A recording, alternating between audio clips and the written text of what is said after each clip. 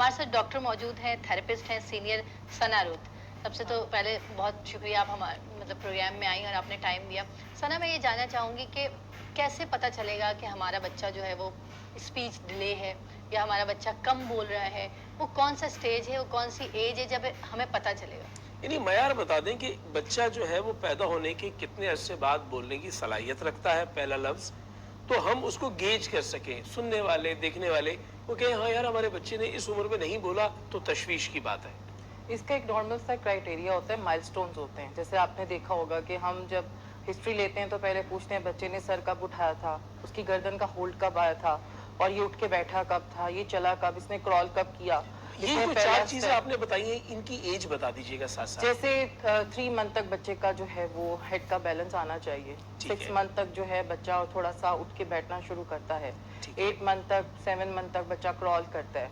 9 तक बच्चा जो है वो सपोर्टिव वॉक जैसे कहते नहीं है कि साथ पकड़ के चलना, और 1 ईयर तक बच्चा प्रॉपर चल लेता है। लेकिन हर बच्चा दूसरे बच्चे से मुख्तलिफ होता है। इसमें बच्चा कोई बहुत फास्ट भी होता है, कुछ थोड़ा डिले भी होता है। आप चूंकि क्राइटेरिया पूछ रहे हो ना, ये एक लेवल है, ये एक जनरल लेवल है जो हम पूछते हैं कि आपके बच्चे ने सर कब उठाया, किस एज में, सही है, आपका बच्चा चला कब। देखिए ये तो आप तब पूछते हैं ना जब आपके पास कोई बच्चा ऐसा आता है, इशू लेकर आता है। हाँ, तो ये मैं बता रही हूँ ना कि अगर आपका बच्चा जो है वो 6 मंथ से ज्यादा हो गया और उसका हेड कंट्रोल नहीं आ रहा, ठीक है, उसके बाद अगर वो क्रॉल नहीं कर रहा, वो 1 मंथ का भी हो, तो ये तशवीश है, ये तशवीश की बात है। फिर इसमें बच्चों की क्वीइंग और बेबलिंग आ जाती है। जैसे बच्चे अपने नहीं आवाजें निकालना शुरू कर देते हैं, चाहे वो लफ्ज समझ में नहीं आ रहा, करते हैं, समझ में नहीं आ रहा, लेकिन वो बोल रहा है। 9 मंथ तक बच्चा 1 वर्ड मोस्टली बच्चे बोलना शुरू कर देते हैं। जैसे आप पहले कहते थे लोग बच्चे मम्मा बोलते हैं, बट आज की जनरेशन डैडा, बाबा ये निकाल रही है जल्दी। I don't know why, but अब बच्चे ये बोलते हैं पहले।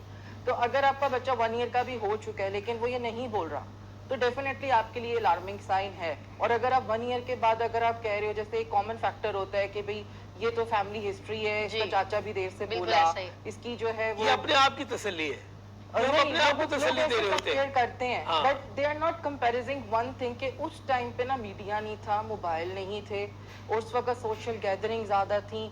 अगर बच्चा देर से भी बोल रहा था तो वो लोगों के बीच में ही पल रहा था। लेकिन अगर आप आज का सिनेरियो देखें तो आज का सिनेरियो देखें, लोग बेसिकली न्यूक्लियर फैमिली सिस्टम में रहते हैं, अलग रहते हैं। अगर अलग नहीं भी रहते तो हम इतना सोशल नहीं मिंगल होते। एक तो कोविड ने हमारा दिमाग खराब कर दिया। मैं सना ये पूछना चाहूंगी आपसे कि ये ऐसा क्या हुआ है कोविड के बाद? मैं ऐसा देख रही हूँ, बड़े तशवीशनाक आगा, ये हैरत अंगेज मैं एक बात बताना चाहूंगी कि जिस तरह गली में 1 से 2 स्कूल मौजूद होते थे, इस तरह अब थेरेपिस्ट सेंटर मौजूद है। वो थेरेपिस्ट सेंटर जो बच्चों को बोलना सिखा रहे हैं, चलना सिखा रहे हैं। ये कोविड के बाद से क्या हो गया है कि हर घर में एक बच्चा जो है वो स्पीच डिले के साथ आ रहा है, हाइपर एक्टिव आ रहा है।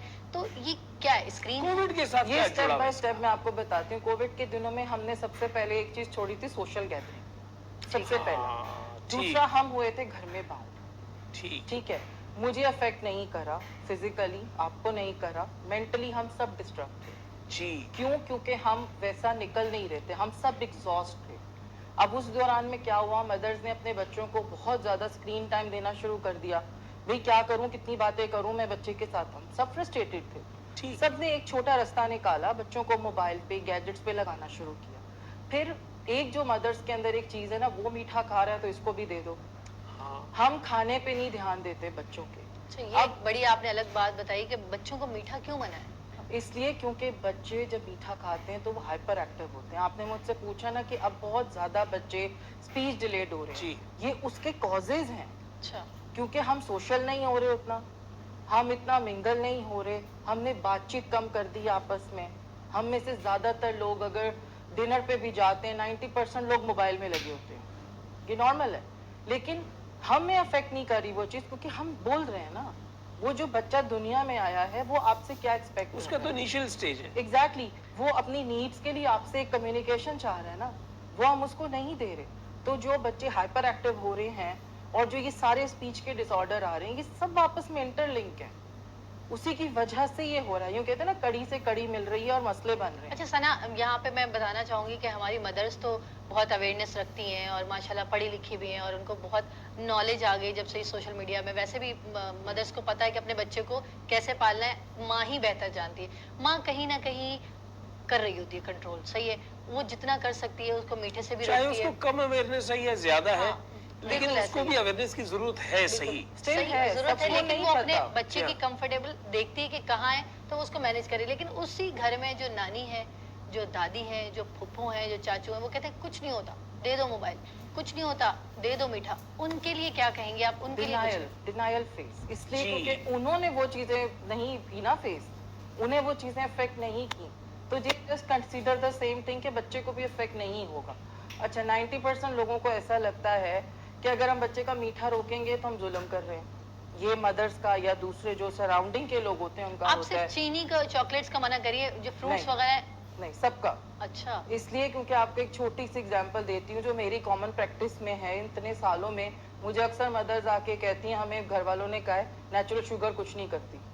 नेचुरल शुगर कुछ नहीं कर रही ना, फिर आप शुगर के पेशेंट को वो वाले फ्रूट खाने से क्यों मना करते हो जो जी। मीठे होते हैं?